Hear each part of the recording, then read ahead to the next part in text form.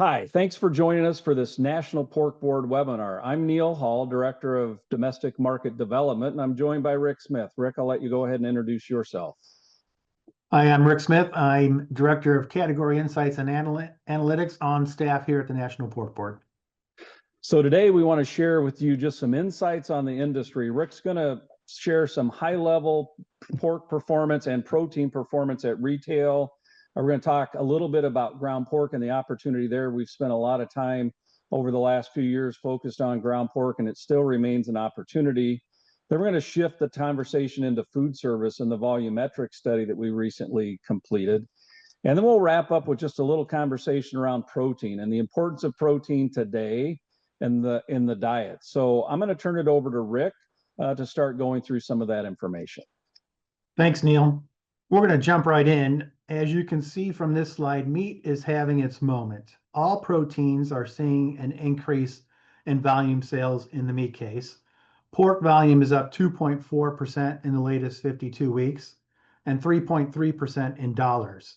The meat case as a whole is up 9% in dollars over the last year, driven mainly by beef prices, which have increased on average 12.5% across all grocery retail in the United States.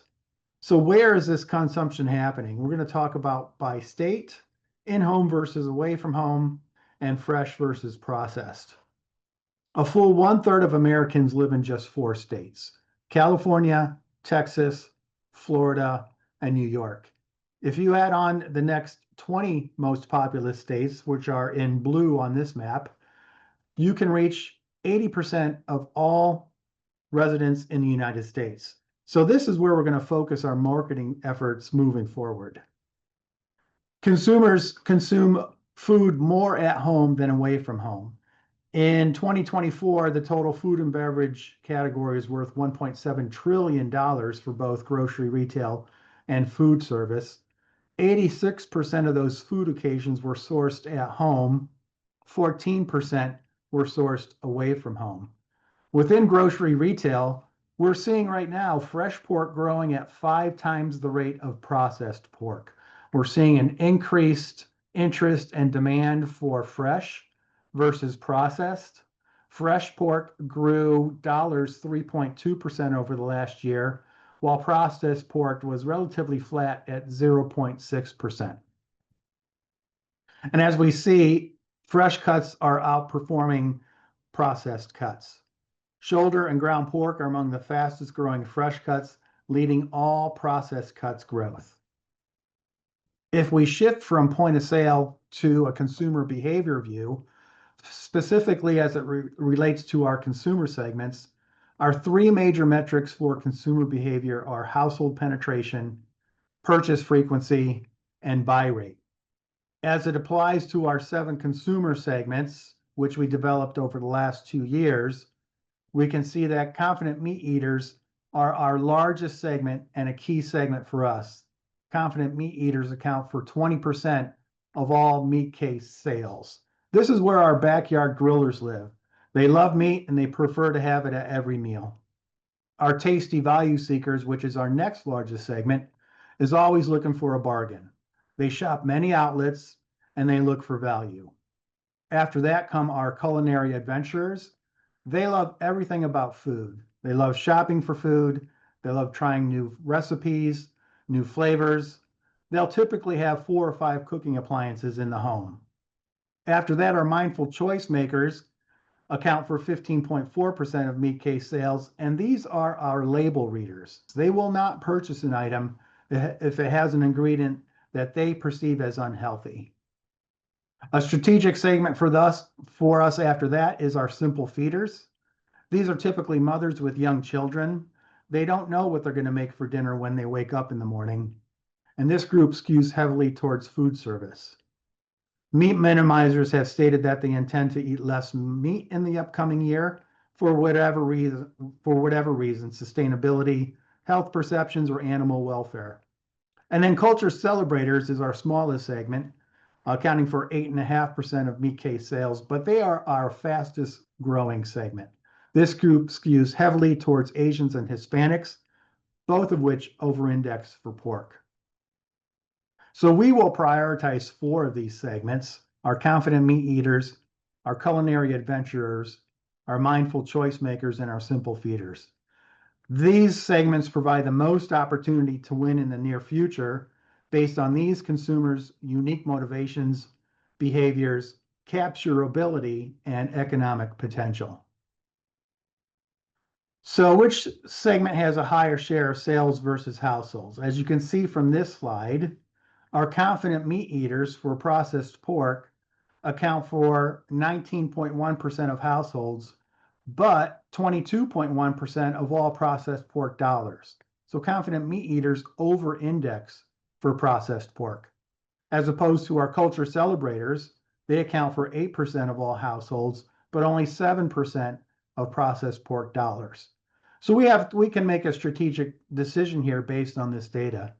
Do we want to go after confident meat eaters and likely realize a higher return on ad spend? Or do we want to go after culture celebrators and bring more of that group into the franchise? Let's talk quickly about ground pork. Now, creating focus for ground pork performance, and ground pork opportunities. We joke that you pushed ground pork for a long time, but we now see with additional research that ground pork is the entry to fresh pork with the consumer, especially younger consumers, and especially with people who don't buy chops now. This research is from a purchase string analysis that we did with Circana.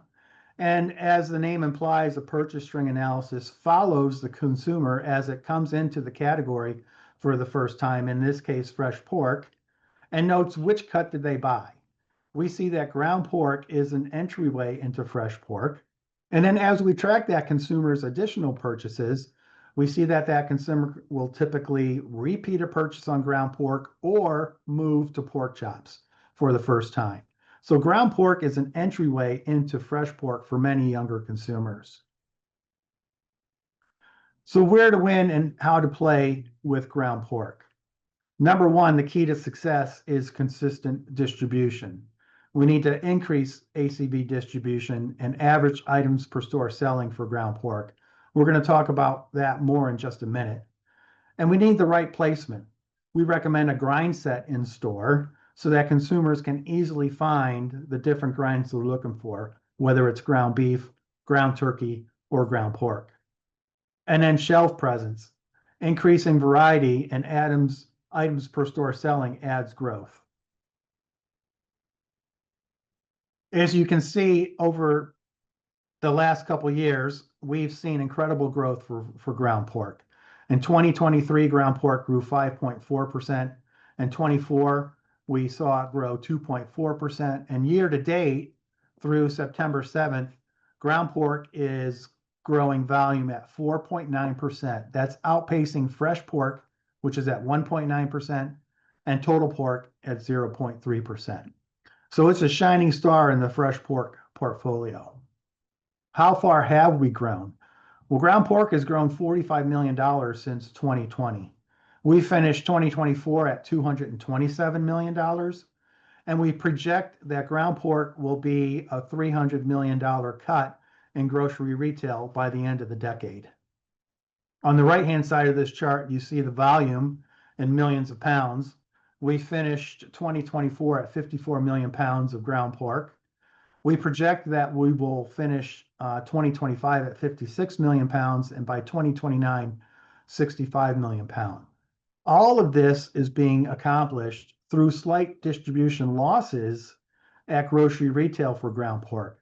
In the upper right-hand chart, you can see the yellow line, which is our average weekly ACV distribution. For ground pork, we peaked at 2021 at 72% ACV distribution, and we've slowly lost ACV distribution since then. 70.4% distribution in 2023, and we fell to 69% distribution in 2024. We've accomplished a lot with ground pork, but now's not the time to slow down. There's still tremendous room for growth. On the left-hand side of this chart, you see grinds as a percent of protein. Almost half of all fresh beef sold in grocery store is ground beef. For turkeys, that number is 35%, but for pork, only 2% of fresh pork sold is ground pork. So there's lots of room to grow for ground pork. On the right-hand side, you see the average number of SKUs selling per store. For beef, we have 23 items selling per store for ground. Ground turkey has 8 items and ground pork has only 2 items. Now that 23 items for ground beef may seem high to everybody, but when you think about it, you can buy ground beef, since it accounts for half of all beef sold, in many different sizes, forms, and packages. Most stores will carry a 1 pound, 3 pound, and 5 pound pack. You can buy it in chub, in tray, in a vacuum pack, in patties. You can buy breed specific such as Angus beef. And then we have fat lean ratios, the most prominent being 70-30, but going to 96-4 for beef. So we need something similar for ground pork. Again, as I mentioned, if we look at consumer metrics, household penetration increased in 2024, purchase frequency increased in 2024, and the annual buy rate increased from $13.87 in 2023, up 8% to $15 in 2024.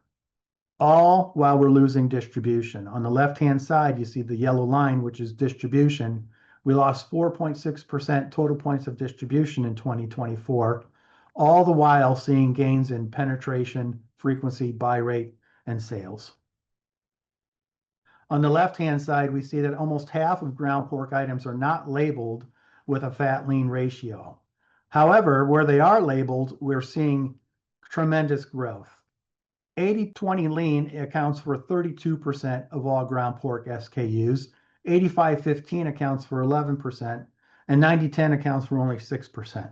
However, 90-10 is the fastest growing fat lean ratio ground pork item out there, growing at 25% annual sales rate.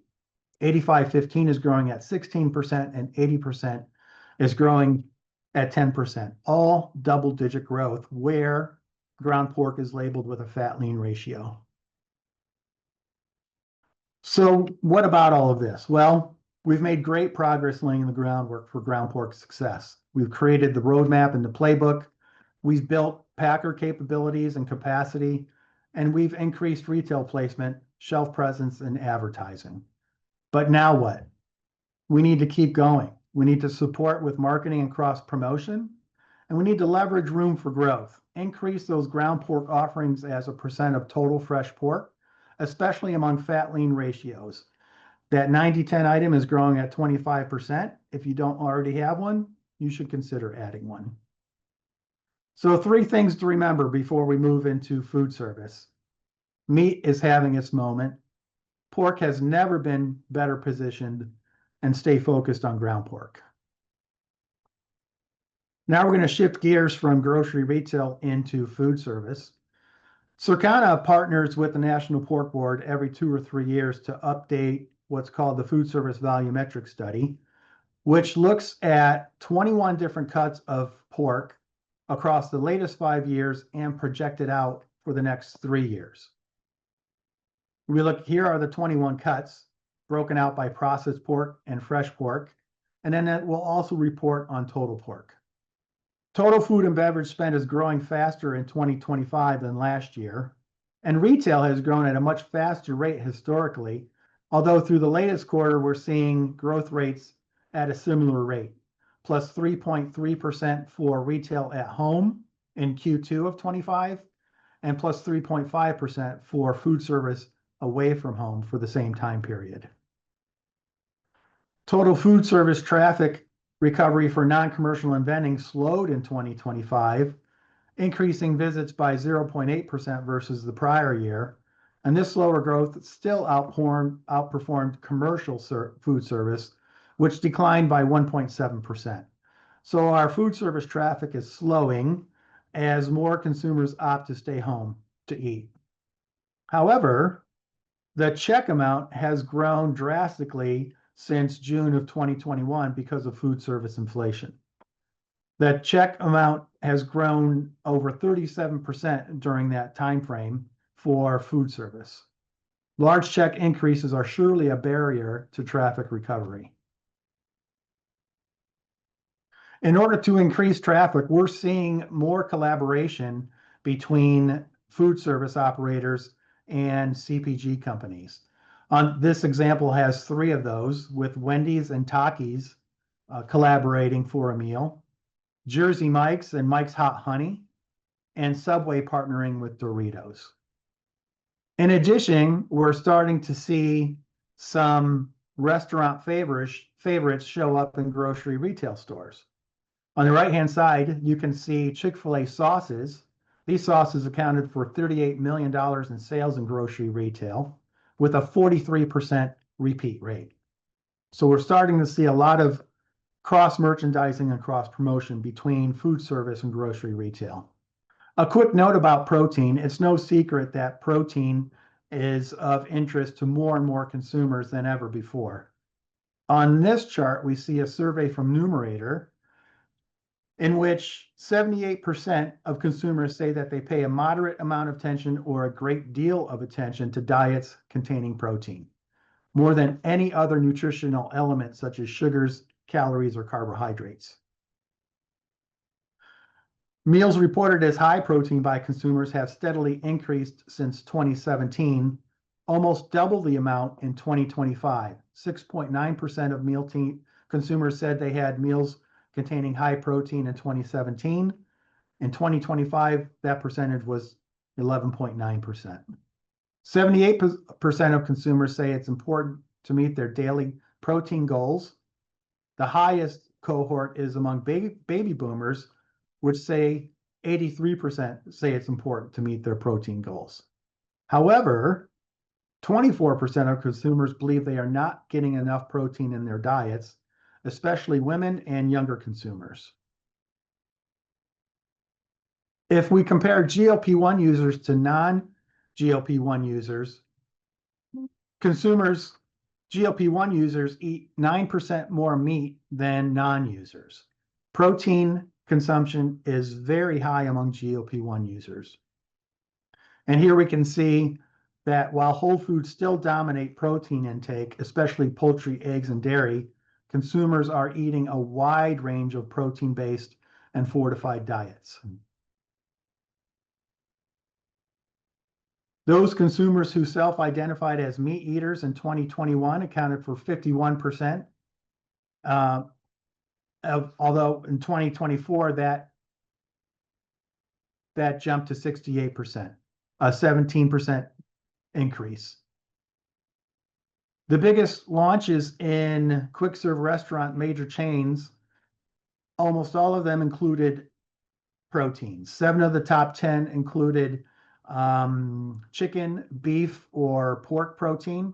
Number 1 was the Chicken Big Mac. Number 2 was the New York style pizza from Domino's, which had pepperoni. And number 3 was the Lux Cravings Box from Taco Bell. As far as food service performance, the big winners for pork were ham, deli meat, shredded pork, belly, and roast rack, all of which grew dollars over 4%. And a consistent demand of growth of 1 to 3% included bacon, breakfast sausage, pepperoni, and ground tenderloin. With that, I'm going to turn it over to Neal, and he's going to take us through the latest with our consumer marketing campaign. Thanks, Rick. Lots of great information there. And I take away from that meat is having a moment and the opportunity is great for pork. So I wanted to talk just briefly about our consumer campaign. So in May, we launched our brand new consumer campaign. It's the first consumer-focused campaign the pork industry's run in over a decade, and it's Taste What Pork Can Do. What's different this time with the campaign is we're going whole hog. Historically, we've focused on fresh, and this time we're really going to focus on fresh and processed. The goal of the campaign is also to focus on those younger consumers. Think millennials and Gen Z. Our core consumer today is the boomer and older Gen X. As they continue to age out and consume less protein, we have to ensure that we're focused on that younger consumer. So it's really bringing the affinity of flavor, because that's the base of the campaign. It's all focused on flavor. And if you like bacon, if you like sausage, if you like pepperoni, then you're going to like pork. And the goals of the campaign are relatively simple. We want to sell more pork to more households more often. I'll say that again, more pork to more households more often. Rick mentioned that the majority of the consumer dollar of food is spent at home or consumed at home, but this has a two-pronged approach, whether it's retail or food service.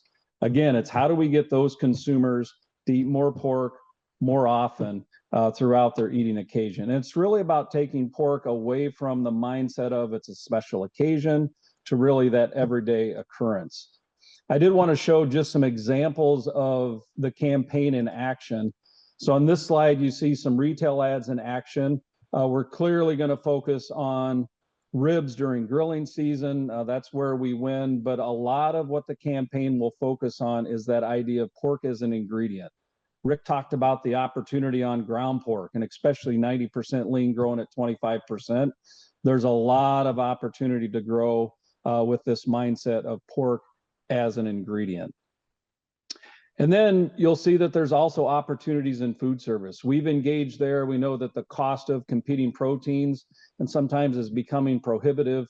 And there's really an opportunity for food service to lean in on the opportunity, not only around protein, but pork as a complete protein. So we have assets and resources available. Some are static, some are dynamic, where you can see some movement. But I want to make sure everybody is aware that all of these assets are available to you, from food photography to some of the assets that you see on the screen, and would love to connect and share more information. I'm going to share, not only do we have digital assets and static assets, we also have video assets. So I'm going to play a quick 15-second video just to give you an idea and a flavor for some of the things that are available to you.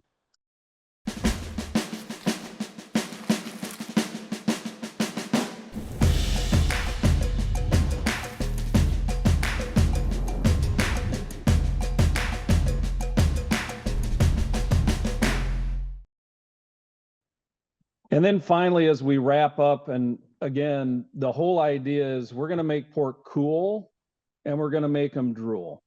Rick talked about the states and where the population is. We're going to continue to focus in those high population areas where the consumption is taking place. And we're going to continue to focus on bringing that next generation, the millennial, Gen Z, into the category, because without them, we can't grow the category long term. So as we wrap up our webinar, I want to say thank you. Thank you for joining us. Thank you for putting a focus on pork, and thank you for helping the National Pork Board move the needle for the pork industry. Again, on behalf of Rick and I, thanks for attending, and we look forward to hearing from you soon.